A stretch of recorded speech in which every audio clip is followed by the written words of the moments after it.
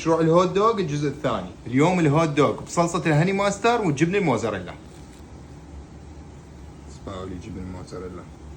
اللي ما يعرف أنا منو، أنا الشيف علي ربيعة صاحب سلسلة مطاعم بي اكس.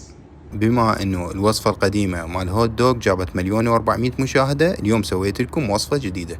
اول شي جبت بصل وقطعته، راح اسوي كارمرايز اونيون، حطيت عليه شوي من زيت وراح اخليه يحمس على راحته لحد ما يذب مية، ومن يكمل راح احط له عسل وشوية باربيكيو وراح يصير اطيب كارمرايز اونيون. بعدين جبت فطر وحطيت عليه ملح وفلفل اسود وشوي من زيت وعوفه يشوح على راحته، ومن يكمل احط له هم باربيكيو شوي منه. حتى نسوي الهاني ماستر جبت مايونيز وخردل، الخردل يكون بنص كمية المايونيز، وملح وفلفل اسود وليمونه، ونخلطها كل زين، وخاشوق عسل. هسه جبت جبن موزاريلا مرسين مخلوط موزاريلا وشدر وحطيته على الفطور، وعليكة النار ناصية، واظل احرك بيه على نار ناصية لحد ما يموع كله ويصير قطعة متمازجة هو والفطور. هسه جبت هوت دوغ ماركة امريكانا الحجم الكبير، هذا اطيب صوصج موجود بالسوق، وراح اقليه بالطاوة مال البصل، حطيت له شوية من زيت وعفته يتشوح. جبت صمون وفتحتها من فوق، وهحط اول شي صلصة الهاني ماسترد، وبعدين احط عليها الصوصج، وبعدين اجيب الجبن الموزاريلا، شوفوا لياه شلون هيجي شكله يخبل، واخر شي راح احط عليه شويه كارملايز اونيون.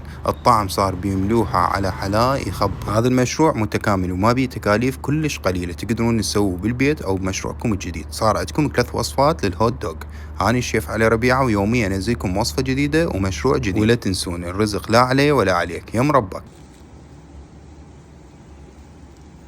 اسمعوا لي جبن موزاريلا.